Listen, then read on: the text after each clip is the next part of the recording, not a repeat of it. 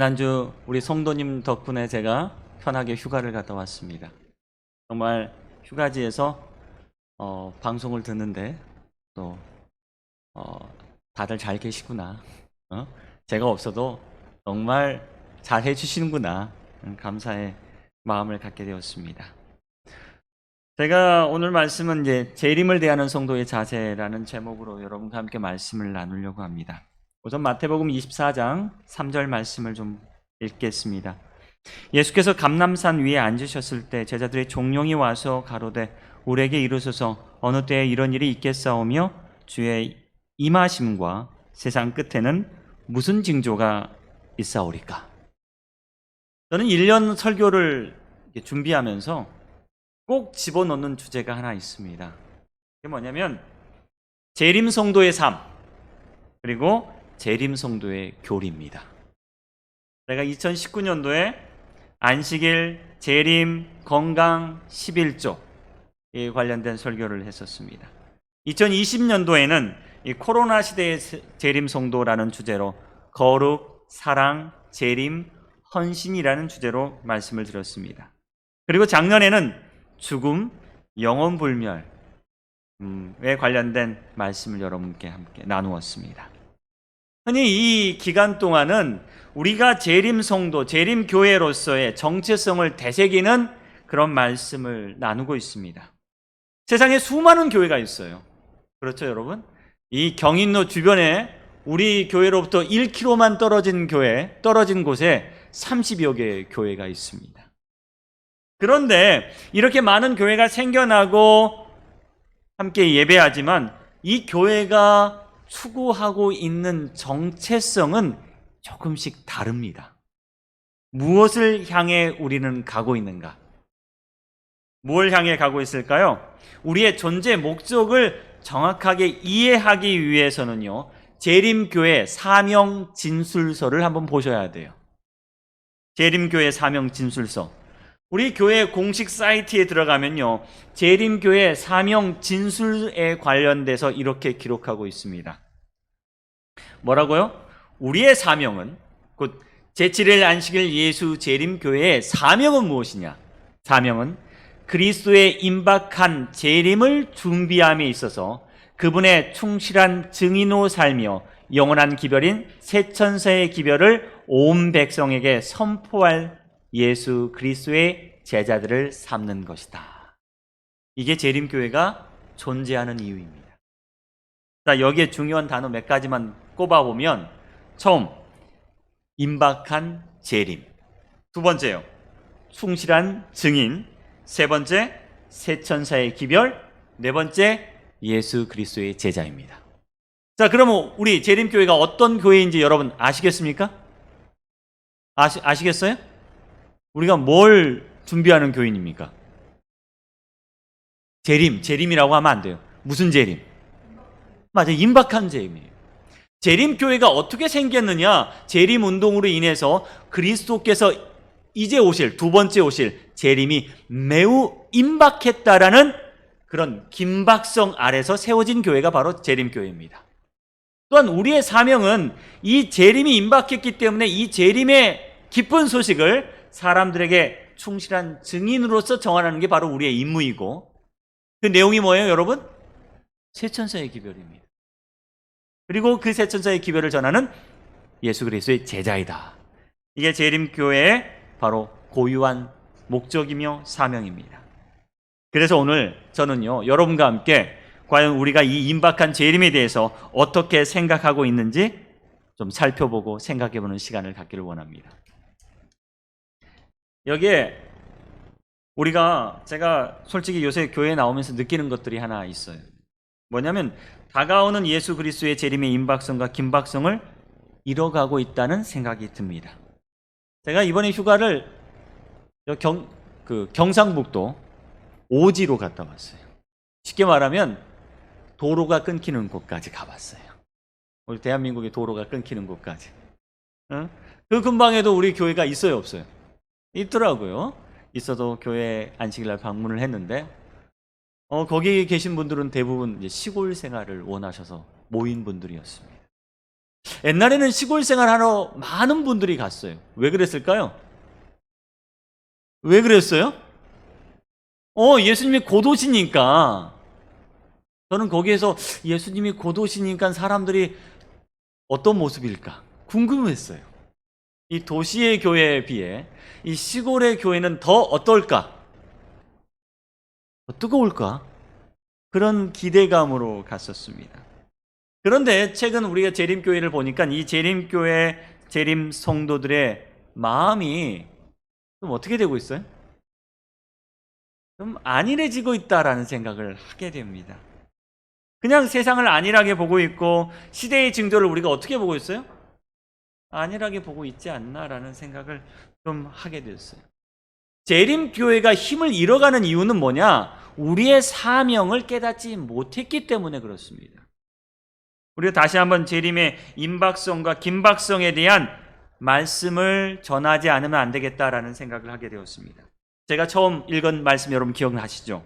예수께서 감람산 위에 앉으셨을 때 제자들이 예수님께 조용히 와서 물었습니다. 뭐에 대해서 물었습니까? 주님이 임하심과 세상 끝에는 어떤 징조가 있겠습니까? 라고 물었어요. 최소한 제자들은 뭐에 대해서 관심을 갖고 있었어요? 주님, 이 세상에 나라 세우시면 제가 어떤 자리 차지할 수 있을까요? 라고 질문하지 않고 무슨 질문했어요?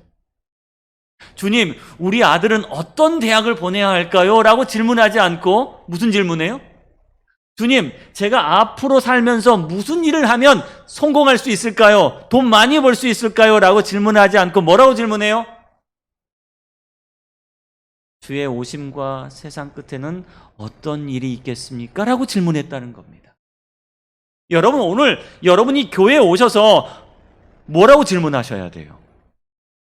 주여, 세상 끝에는 어떤 일이 있을 것이며 저희는 어떻게 준비해야 합니까? 라고 질문하셔야 한다는 사실입니다. 이것이 우리의 관심이 돼야 돼요. 관심거리가 돼야 돼요. 지금 재림의 징조에 대해서 우리는 어떤 관심을 가지고 있습니까? 영감의 기별에는 이런 말씀이 있었습니다. 그리스도의 재림은 우리가 처음 믿었을 때보다 더 가깝다. 여러분 맞는 말씀입니까? 어제보다 오늘이 더 가깝고 오늘보다 내일이 더 가까워 왔습니다. 그러면 우리의 마음은 어떻게 변해야 돼요? 점점 주의 재림이 가까우니 우리의 마음도 여러분 어떻게 변해야 됩니까? 더 뜨거워져야 되는데 우리의 마음은 뜨거워지고 있습니까? 아니면 식어지고 있습니까? 오늘 우리의 믿음은 어제보다 오늘이 더 뜨거워져야 되고 오늘보다 내일이 더 뜨거워져야 합니다. 왜요? 재림이 가까워요. 주님 곧 오세요. 그러니까 우리는 주의 재림을 바라보며 더 뜨거워져야 합니다. 여기 영감의 기별과 성경 말씀의 두 구절이 있습니다. 한번 비교해 보겠습니다. 영감의 구절에는 이런 부조와 선지자 85페이지는 이런 말씀을 기록하고 있습니다. 살 날이 얼마 남지 않았거나 예수의 재림이 임박함을 안다면 훨씬 더 열렬하고 헌신적이 되지 않을 그리스도인들은 거의 없을 것이다. 무슨 말입니까? 우리가 살 날이 얼마 남지 않았거나 주님의 오심이 임박했다는 사실을 아는 그리스도인들은 어떻게 될 것이다? 더 열렬해지고 더 헌신적이 될 것이다. 그런데 옆에 있는 마태복음 24장 12절 말씀은 어떻게 해요? 불법이 성함으로 많은 사람의 사랑이 식어지리라. 자, 오늘 우리의 모습은 부조와 선지자 85페이지의 모습입니까? 마태복음 24장 12절의 모습입니까? 여러분 우리 자신의 모습은 가슴 속에 있는 뜨거움이 식어지고 있습니까? 아니면 예수님의 재림이 하루 더 가까웠으니 우리는 더 뜨거워지고 있습니까? 대답을 안 하시네. 여기 주전자가 있는데요. 여러분 보시기에 이 주전자는 뜨거워지고 있습니까? 식어지고 있습니까?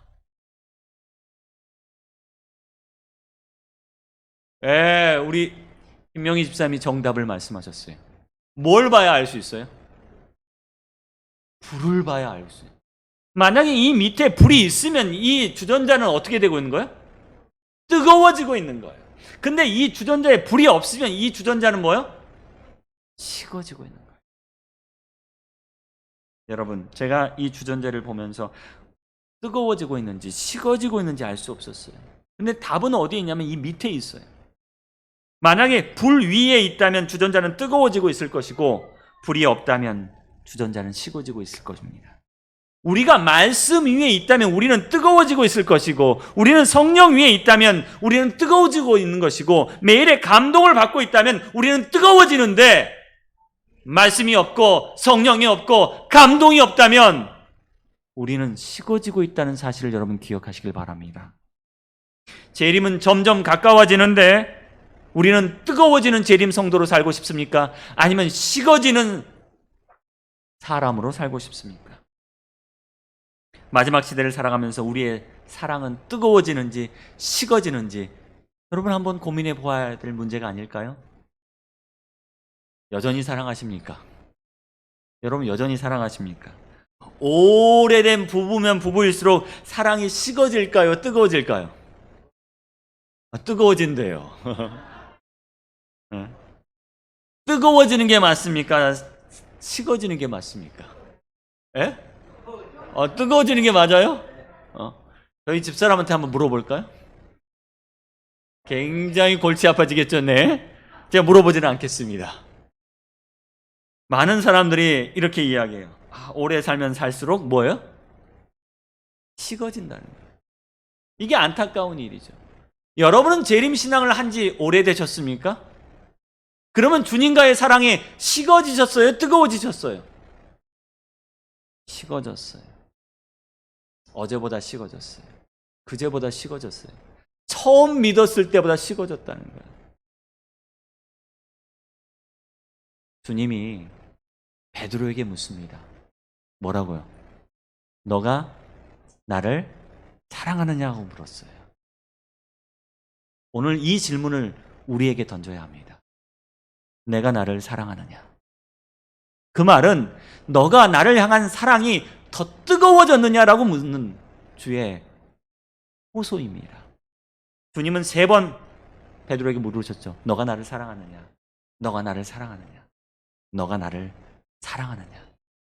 3번 물을 때마다 베드로는요 더 뜨거워졌을까요? 더 식어졌을까요? 여러분 3번 물을 때마다 처음보다 두 번째가 세 번째가 더 큰 사랑으로 대답했을 거라고 저는 믿습니다. 주님, 제가 주를 사랑하는 줄 주께서 아십니다. 제가 주를 사랑하는 줄 주께서 아십니다. 주님, 제가 주를 사랑하는 줄 주께서 아십니다. 제 주님께서 뭐라고 말씀하세요? 너가 내 양을 치라. 이 말씀은 오늘 재림 성도들에게 하시는 말씀입니다. 내가 올 날이 가까워 왔는데 너가 나를 사랑하느냐? 그러면 나의 양을 치라. 여러분, 우리는 이 3번 질문을 받을 때마다 더 뜨거워져야 합니다. 오늘이 어제보다 더 뜨거워져야 되고 내일은 오늘보다 더 뜨거워져야 합니다. 지난주 인천 서울 지역 비가 많이 내렸습니다. 근데 제가 휴가 간 곳은 비가 안 내렸어요. 좋았을까요? 안 좋았을까요? 걱정이 없었을까요? 있었을까요? 있었죠. 뭐에 대한 걱정이요? 여기 인천 그리고 부천 비 많이 내렸다는데 집은 괜찮은지 교회는 괜찮은지 걱정이었어요. 전 휴가 기간 동안 경북 영양이라는 곳에서 보냈는데요. 거기는 비가 내리지 않았습니다. 저는 비가 내리지 않아서 솔직히 강건도 불 구경하는 것처럼 비를 볼 줄 알았는데 그건 아니었습니다. 마음이 많이 아팠습니다. 하지만 제가 몇 분에게 전화를 걸었을 때 글쎄 누군가 교회를 오신 것 같아요 라는 말을 들었을 때 그래도 누군가 교회에 오셔서 돌아보는 분이 계셨고 지켜주시는 분이 계셨구나 라는 말씀에 저는 감동했습니다. 이제 더 많은 천재지변들이 우리에게 닥쳐오고 있습니다. 분명히 이런 재난과 천재지변은요 뭡니까? 재림의 징조임을 우리는 알 수 있습니다. 그러면 이런 징조가 우리에게 보여질 때마다 여러분 뜨거워지세요? 차가워지세요? 끝까지 대답을 안 하시는데요. 이런 천재지변과 많은 인재와 천재가 우리 세상 가운데 쏟아질 때 우리는 주의 재림이 더 가까워 왔음을 기억하게 되나요? 그렇지 않게 되나요? 기억하게 돼야 합니다. 주님은요, 우리에게 수많은 징조를 보내고 계십니다. 이 징조를 통하여 그리스도의 오심이 얼마 남지 않았다고 호소하고 계십니다. 거짓 선지자, 전쟁, 기근, 지진, 전염병, 불법, 재해. 그러나 이러한 징조들이 우리를 더 뜨겁게 하는지 안일하게 하는지 고민해 보자는 겁니다. 재림을 대하는 성도들의 자세는 어떠해야 할까요? 집사람은 매일 음식을 만들면 저에게 그 음식의 맛을 물어봅니다. 먹지도 않았는데 음식을 보고 맛있어? 라고 묻습니다. 그럼 뭐라고 대답해야 돼요? 맛있어? 라고 대답해야 합니다. 주님도 마찬가지십니다. 세상에 이런 천재지변이 일어날 때마다 너가 나를 기다리고 있는지 물어보십니다. 너가 나의 두 번째 오심을 준비하고 있는지 물어보십니다. 근데 우리는 대답을요, 안 해요. 그냥 똑같아요. 어제나 오늘이나 한결같아요. 어떠한 변화도 마음의 개혁도 혁신도 일어나지 못한다는 사실입니다. 제가 오래전부터 모으는 뉴스가 하나 있습니다. 2000 몇 년 뉴스냐면 2015년 뉴스입니다. 이 뉴스는요, 2015년 12월 28일 날 거제된 뉴스인데요. 기사가 뭐예요? 2015년 기상관측사상 가장 더운 해가 된다라는 뉴스였습니다. 벌써 몇 년 전입니까? 7년 전 뉴스입니다. 이 2015년에 세계 기온이 기후 관측 이래로 최고치를 기록하는 등 7개월째 사상 최고 기온을 경신하고 있다라는 뉴스여서 2015년은 인류 역사상 가장 더운 해가 되었습니다라고 하는 뉴스였습니다. 그 다음에 뉴스는 어떤 뉴스가 나왔을까요? 몇 년 뉴스입니까, 여러분? 2016년 뉴스입니다. 2016년 뉴스에 서울 8월 평균 기온이 109년 만에 가장 높았습니다라는 뉴스였습니다. 아, 그렇구나. 2015년보다 2016년이 더 뭐했구나? 더웠구나라는 뉴스였습니다. 자, 그 다음에 2017년을 좀 뛰어넘고 몇 년입니까? 2018년 뉴스입니다. 2018년 뉴스는 뭐냐? 111년 관측사상 가장 심한 더위라고 우리에게 뉴스가 나왔어요. 몇 년? 111년 관측사상 가장 심한 더위. 자, 참 재미있는 뉴스죠? 이 뉴스는 2018년 8월 2일 날 기록된 뉴스였습니다. 그로부터 1년 뒤 몇 년이죠? 2019년입니다. 자, 2019년 5월 17일 뉴스입니다. 몇 년 만에? 작년에는 몇 년이었죠? 111년인데 이번엔 112년 만에 5월 더위. 뭐가 사라졌다? 구름이 사라졌다. 5월 날씨 중에 가장 더운 날씨였다고 기록하고 있습니다. 자, 점점 지구가 어떻게 되는 거예요? 더워지고 있어요. 더워지고 있어요. 자, 그 다음 뉴스는 어떤 뉴스일까요? 그 다음 뉴스. 자, 2020년 7월 3일 날 올라온 뉴스인데요. 자, 불타오르는 지구. 지난 1만 2천 중에 현재 지구 온도가 가장 높다. 이제 111년, 112년 그렇게 하지 않고 연구 결과를 봤는데 지난 1만 2천 년 중에 가장 높은 지구 기온을 가지고 있습니다라고 이야기하고 있어요. 지구가 어떻게 된다? 지금 불타오르고 있습니다라고 이야기합니다. 그 다음에요, 2021년 뉴스입니다. 2021년 뉴스는 어때요? 지구가 다 어떻게 보입니까? 빨갛게 보여요, 여러분. 빨갛게 보여요. 이게 2021년 뉴스입니다. 2021년 폭염은 2021년 여름철 전 세계적으로 발생한 폭염 사태라고 이야기하면서 이걸 사태라고 말합니다. 미국, 캐나다, 북아메리카를 포함해서 섭씨 50도가 넘는 폭염이 발생했다. 그래서 수백 명의 사망자가 나왔다는 뉴스였습니다. 자, 이런 뉴스 보면 여러분 어떻게 생각되십니까? 자, 드디어 올해 뉴스를 보셔야죠. 올해 더웠습니까? 안 더웠습니까? 더웠어요. 작년보다 더웠어요? 안 더웠어요? 여러분 기억이 없으시죠?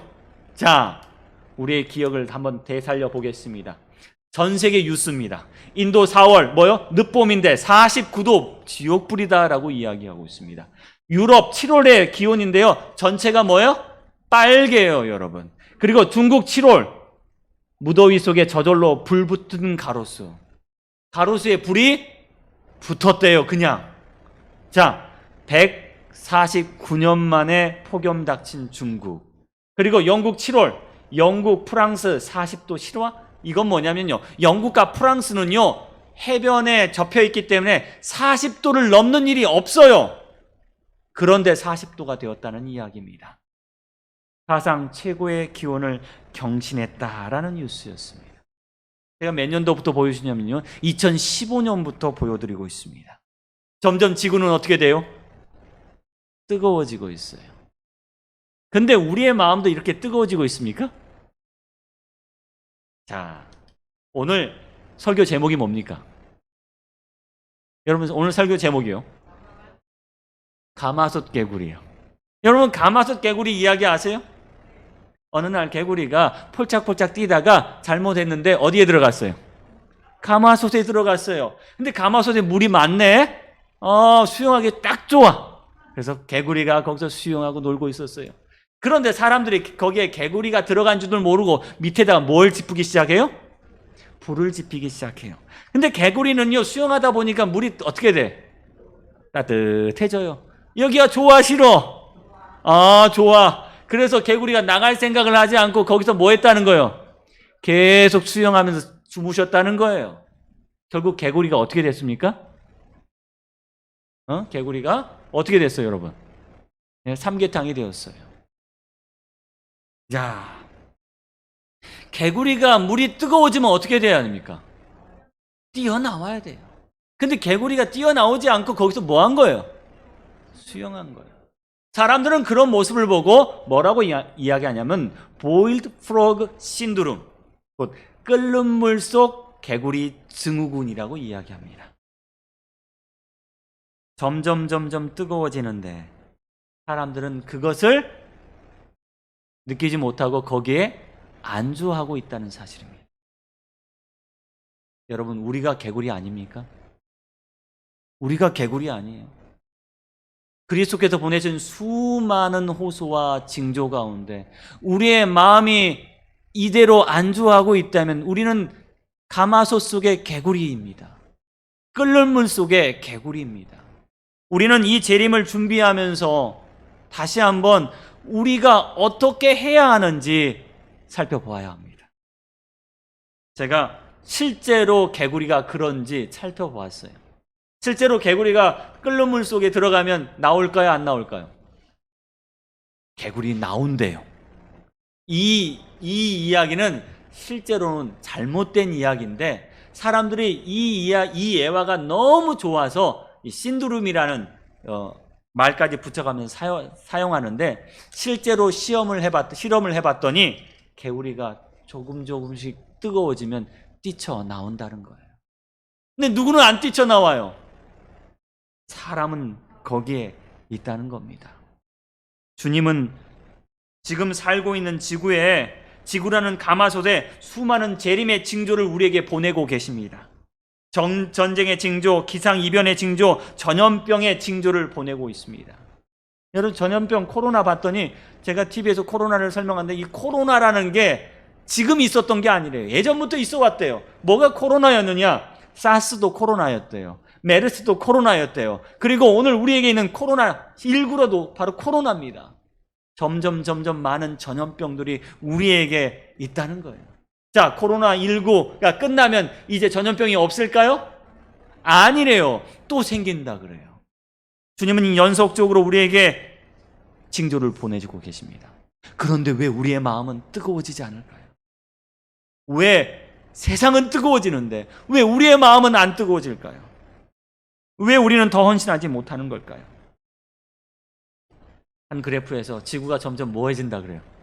뜨거워진다 그래요. 뜨거워진다. 여러분, 여러분의 몸에서 열이 나면 어디 가십니까? 병원 가시죠. 자, 36도, 37도 정도 되면 정상이라 하는데 1도만 높아지면 여러분 어때요? 힘들어요, 안 힘들어요? 힘듭니다. 여러분 옛날에 교회 오실 때 교회에서 저 앞에서 수문장이 뭐 쟀어요, 여러분? 열 쟀어요. 열 쟀는데 여러분 온도가 36도면 정상, 37도 2 넘어가면 뭐야? 집에로 돌아가세요 라고 하지 않습니까? 근데 지구의 온도도요 1도만 높아지면 문제가 되는 거예요, 여러분. 마찬가지라 그래요. 그런데 지구의 온도가 1.5도 이상 올라가면 뭐가 되는 거예요? 이 지구가 병이 나는 겁니다. 그런데 그 상황에 지금 도달하고 있다는 사실이에요. 어떻게 될까요? 1.5도 올라가면요 빙하가 녹아서 해수면이 상승한대요. 그러면 여기 몇 곳 인천의 서구 지역하고 청라 지역, 송도 지역은 잠길 수 있다고 합니다. 야, 몇 도 올라가면요? 1.5도 올라가면. 지구도 지금 무슨 검사해야 돼요? 체온 검사해야 돼요. 자, 1.5도 올라가면 어떻게 될까요? 제가 봤더니요 1.5도 올라가면 범죄율이 1.3% 증가한대요. 폭동이 일어난대요. 그러니까 이 모든 것들이 뭐가 되냐면 연결되어 있어요. 여러분 보십시오.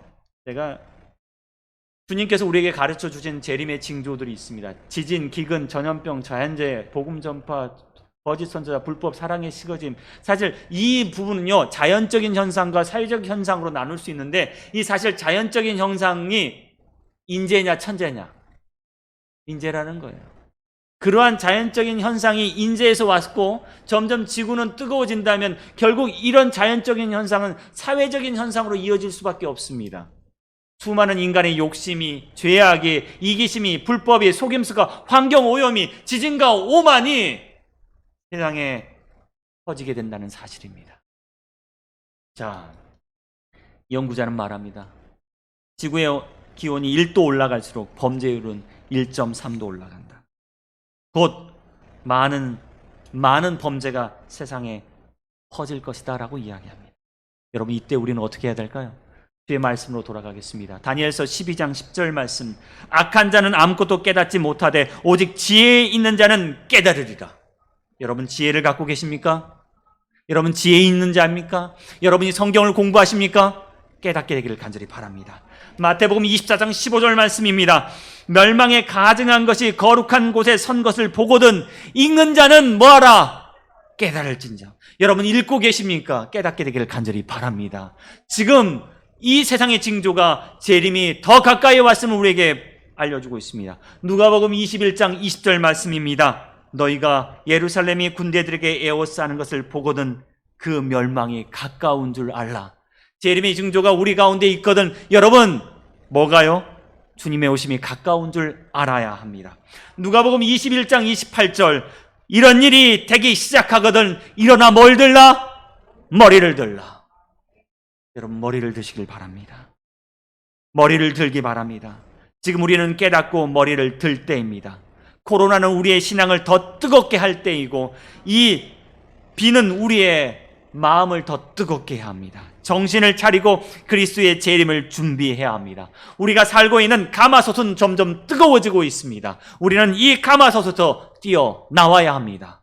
무너졌도다 큰 성 바벨론이요. 지금 우리는 이곳에서 나와야 합니다. 누가복음 17장에는요 이런 두 가지 징조에 대해서 이야기합니다.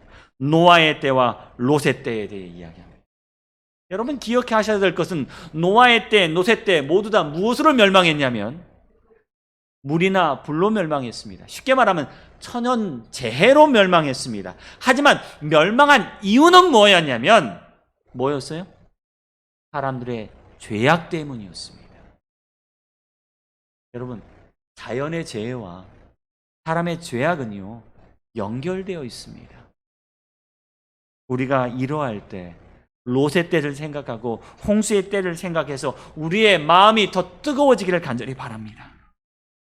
이번 홍수에 강남에 살던 한 발달장애 모녀가 반지하 집에서 쏟아지는 물을 피하지 못하고 희생당했습니다. 여러분 잘 아시죠? 뉴스에서 들으셨을 겁니다. 그 수해 현장을 찾은 대통령은 이런 말을 했습니다. 반지하 살면서 왜 미리 대피하지 못했을까? 많은 사람들은 이 말 한마디에 마음이 아팠어요. 왜 대피하지 못했을까? 이건 물음표도 아니고 느낌표도 아닙니다.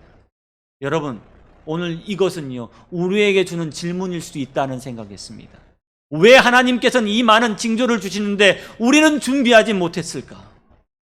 왜 우리는 더 마음이 뜨거워지지 못할까?